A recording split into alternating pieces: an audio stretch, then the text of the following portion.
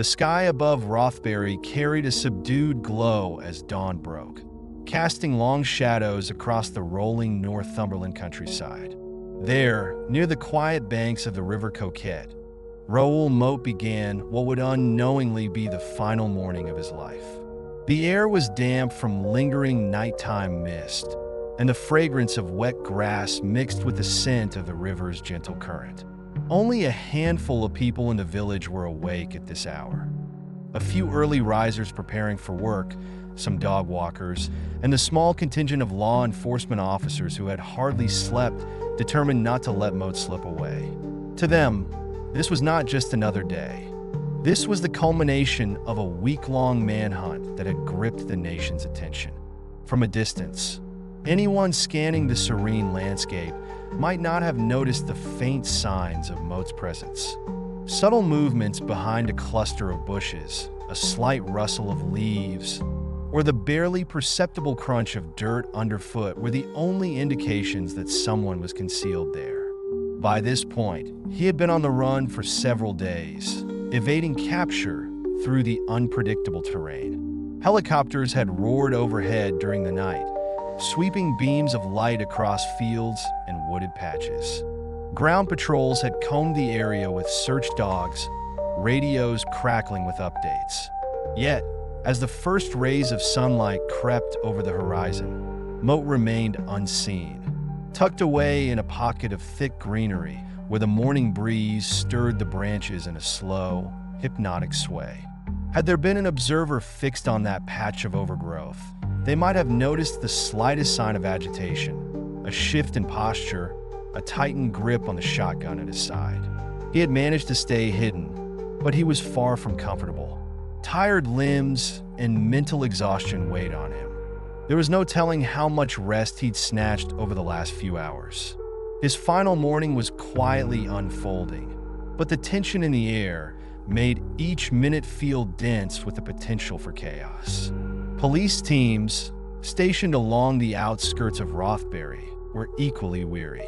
Their vehicles were parked in strategic locations, headlights off, engines idling, ready to converge at a moment's notice. A few uniformed officers peered through binoculars toward the riverbank, scanning for any trace of a figure. They knew he was somewhere in that maze of fields, hedgerows, and winding footpaths. Caution was paramount. He was armed and had already demonstrated the lengths he was willing to go to. The tranquil hush of early morning was a thin veil, shielding the community from the simmering tension and the possibility that by day's end, the pursuit could end in tragedy. In those early hours, daily routines continued in the village as if on autopilot. A distant tractor rumbled to life. A nearby farmhouse stirred with breakfast preparations. It was almost easy to forget the presence of a fugitive. Yet, subtle reminders remained. The helicopter still on standby at a nearby field, the increased police presence, and the persistent hum of anxious speculation among residents who had been following the story in the press. Even the quiet had its own voice, an uneasy lull that set the stage for the events about to unfold. As the sun rose higher, the temperature began to climb, burning away the early morning mist and revealing patches of bright green grass along the river's edge. This gentle scene masked a profound sense of foreboding. From an outside perspective, Moat's final morning looked like a moment suspended between calm and calamity. Birdsong still filled the air, drifting above the muffled sounds of footsteps and radio chatter. Minutes ticked by with excruciating slowness, each second becoming a brushstroke in the painting of an ending no one could yet fully comprehend. In the stillness of that dawn, fate was already at work, guiding every choice, every half-breath, and every cautious move toward the single confrontation that would define the day. By mid-morning, the pace of life in Rothbury had picked up. Residents passed through the village center, collecting groceries or chatting in hushed tones about the extraordinary events of the past week. In the background, police vehicles occasionally rolled by, their presence impossible to ignore. The tension rippled through every street corner and cafe doorway. For Raoul Moat, this was more than just another day on the run. It was a precarious balancing act between remaining hidden and staying one step ahead of the net closing around him. Information circulated rapidly among authorities. They knew Moat was somewhere in the vicinity, probably hungry, exhausted, and increasingly desperate. Helicopters flew short reconnaissance loops above the countryside, cameras capturing every movement.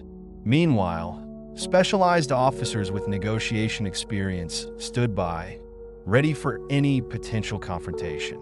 Throughout these daylight hours, multiple reports of possible sightings came in. Witnesses claimed to have spotted him in wooded areas or along rural roads, but none of these leads yielded a confirmed result.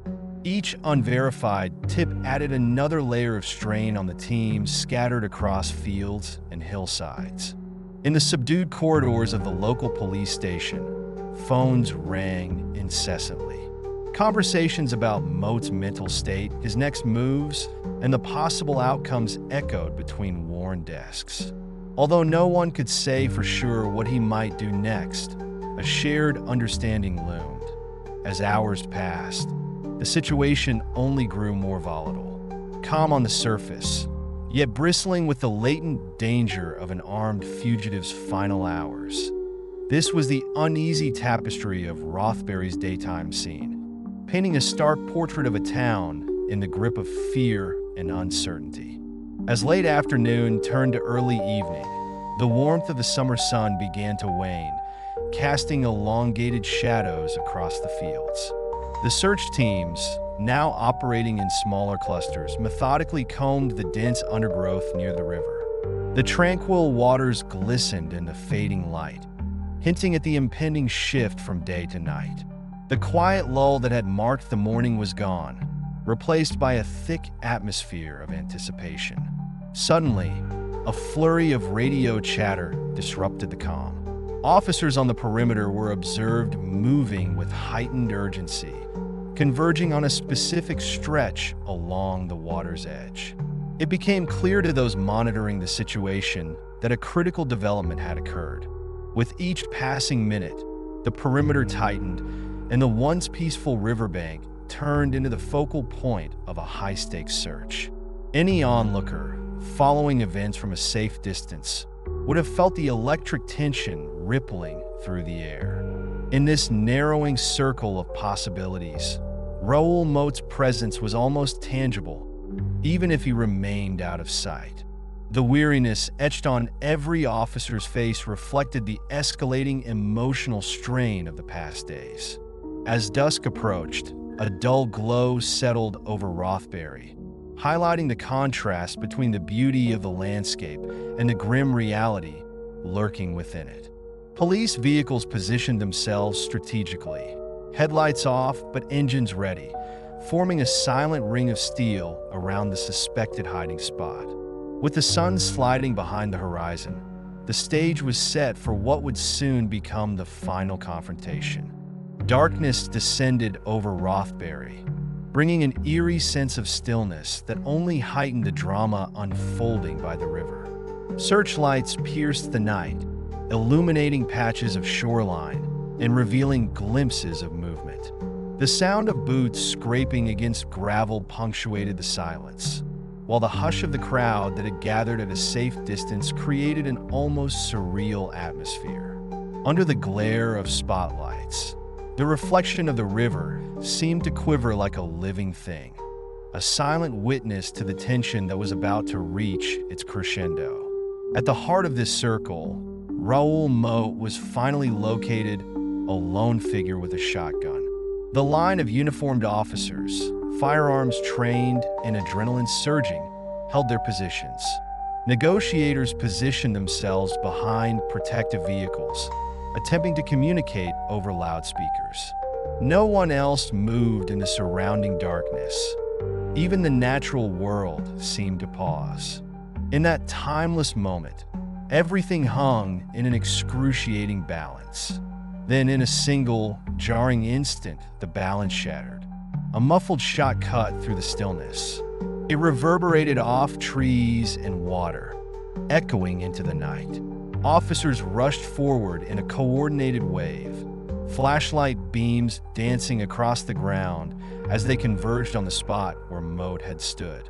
Within moments, it became evident that the standoff had ended as abruptly as it began. Tension morphed into urgent activity. Medical personnel scrambled to assist. Vehicles roared into motion, and distant onlookers stood frozen, grappling with what they had just witnessed. The confrontation had been brief, but irrevocably decisive, searing itself into the collective memory of those present and marking the close of a chapter steeped in desperation and tragic inevitability. News of the final confrontation spread with unstoppable velocity. Television crews interrupted regular programming, broadcasting live shots of the Rothbury riverbank. Newspapers rushed to update online headlines, capturing the public's immediate response. Social media ignited with speculation and emotional reactions, from shock and sadness to fear and relief. Helicopter footage, taken from above the twinkling police lights, dominated screens across the country, showing the small village transformed into a national spectacle. Journalists gathered in clusters, huddling around any official who might offer a statement. The police presence remained strong, partly to manage the influx of reporters and partly to maintain order in case the crowd's emotions boiled over. Some bystanders, arms crossed, shook their heads in disbelief, while others stood solemnly, eyes fixed on the swirl of activities. The story of Raoul Moat had taken hold of the national consciousness from the moment he fled, and now, with its sudden conclusion, the public was left grappling with unanswered questions. Why had it come to this? Could it have ended differently? For days afterward, discussions of the event dominated talk radio programs, newspaper columns, and television debates. Experts weighed in, dissecting every known moment, from the first sightings to the final shot. In kitchens, offices, and schools, conversations circled around the same core themes: tragedy, desperation, and the fragile line separating a person's worst fears from the decisions that shape their destiny. The haunting images of the nighttime standoff lingered in the collective mind, a stark reminder of how swiftly a life could spiral beyond control. In the aftermath of Raoul Moat's final hours, theories abounded. Some insisted there had been more at play than a desperate individual push to his limits, hypothesizing unknown accomplices or deeper motivations. Others took the opposite stance, describing him as an unstable figure, entirely consumed by personal vendettas and emotional turmoil. Television documentaries pieced together the known facts, weaving a narrative that balanced police reports with the testimonies of stunned locals. Even as days turned into weeks, interest in his story refused to wane. Online forums lit up with speculation, poring over minute details and constructing elaborate possibilities. Had there been a missed chance to resolve things peacefully? Did the pressures of constant media scrutiny accelerate the chain of events? Despite thorough investigations and reams of documentation, no single explanation satisfied everyone. His final act was an exclamation point in a story that left police, the press, and the public all searching for closure. In time, new headlines eclipsed the drama, yet Moat's actions remained a lasting symbol of a soul in conflict with the world, and ultimately with itself. Even now, if one stands by the River Coquet at dusk, the quiet of that spot can feel strangely charged, echoing the memory of what transpired there. Each ripple across the water seems to carry a fleeting reflection of that chaotic night, whispering a reminder that behind every sensational headline lies a deeper human story, one of sorrow, confusion, and the frailty of choices. And so, a single question lingers. Was this final act the inevitable conclusion of a doomed path?